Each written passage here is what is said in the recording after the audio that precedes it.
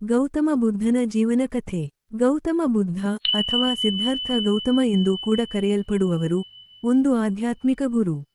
ಕ್ರಿಸ್ತಪೂರ್ವ 563ರ ಅವಧಿಯಲ್ಲಿ ನೇಪಾಳದ ಲುಂಬಿನಿಯಲ್ಲಿ ಜನಿಸಿದ ಬುದ್ಧರು ರಾಜಕುಟುಂಬದಲ್ಲಿ ಸುಖಸಮೃದ್ಧಿಯಿಂದ ಜೀವನ ನಡೆಸುತ್ತಿದ್ದರು. ಆದರೆ ಅವರು ಮನುಷ್ಯನ ದುಃಖವನ್ನು ಕಂಡು ಕಂಠಿತನಾಗಿ ಸತ್ಯದ ಹುಡುಕಾಟಕ್ಕೆ ಮತ್ತು ಅಂತರಂಗದ ಶಾಂತಿಗೆ ತಮ್ಮ ಪ್ರಾಸಾದವನ್ನು ತ್ಯಜಿಸಿದರು. ಪ್ರಾರಂಭಿಕ ಜೀವನ. ಬುದ್ಧರು ಹಿಮಾಲಯದ ಪಾದದೊಳಗಿನ ರಾಜಕುಟುಂಬದಲ್ಲಿ ಜನಿಸಿದರು. ಅವರು ಬಾಲ್ಯದಲ್ಲಿ ಸಂಪೂರ್ಣ ಐಶ್ವರ್ಯದಲ್ಲಿ ವಾಸಿಸುತ್ತಿದ್ದರು ಮತ್ತು ಅವರ ತಂದೆಯವರಿಂದ ದುಃಖದ ಎಲ್ಲಾ ರೂಪಗಳನ್ನು ದೂರವಿಟ್ಟಿದ್ದರು. ದುಃಖದ ಪ್ರತ್ಯಕ್ಷತೆ. ವಯಸ್ಸು 29ರಲ್ಲಿದ್ದಾಗ ಬುದ್ಧರು 4 ದೃಶ್ಯಗಳನ್ನು ಕಂಡರು: ಹಿರಿಯ ವ್ಯಕ್ತಿ, ಅಸಹಾಯಿಯಾಗಿರುವವನು, ಮೃತದೇಹ ಮತ್ತು ವ್ರತಸ್ಥರಾಗಿರುವ ಸನ್ಯಾಸಿ.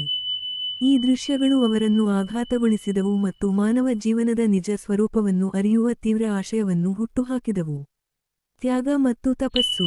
ಈ ಅನುಭವಗಳಿಂದ ಪ್ರಭಾವಿತರಾದ ಅವರು ರಾಜಸಮ್ಮಾನವನ್ನು ತ್ಯಜಿಸಿ ತಪಸ್ಸು ಮಾರ್ಗವನ್ನು ಅಳವಡಿಸಿಕೊಂಡರು, ಶ್ರೇಷ್ಠ ಜ್ಞಾನವನ್ನು ಪಡೆಯುವ ಇಚ್ಛೆಯಿಂದ ಕಠಿಣ ತಪಸ್ಸು ಕೈಗೊಂಡರು. ಬೋಧಿ ಮರದಡಿ ಬುದ್ಧತ್ವ. ಅನೇಕ ವರ್ಷಗಳ ತಪಸ್ಸಿನ ನಂತರ ಬೋಧಗಯದ ಬೋಧಿ ಮರದಡಿಯಲ್ಲಿ ಅವರು ಶ್ರೇಷ್ಠ ಜ್ಞಾನವನ್ನು ಪಡೆದರು. ಇದರಿಂದ ಅವರು ಬುದ್ಧ ಅಥವಾ ಜ್ಞಾನದ ಪ್ರಾಪ್ತಿ ಹೊಂದಿದವನು ಎಂದು ಪರಿಗಣಿಸಲ್ಪಟ್ಟರು. ಬೋಧನೆಗಳು. ಬುದ್ಧತ್ವವನ್ನು ಪಡೆದ ನಂತರ ಅವರು ಇತರರಿಗೆ ದುಃಖದಿಂದ ಮುಕ್ತಿಯಾಗುವ ಮಾರ್ಗವನ್ನು ಬೋಧಿಸಲು ಪ್ರಾರಂಭಿಸಿದರು.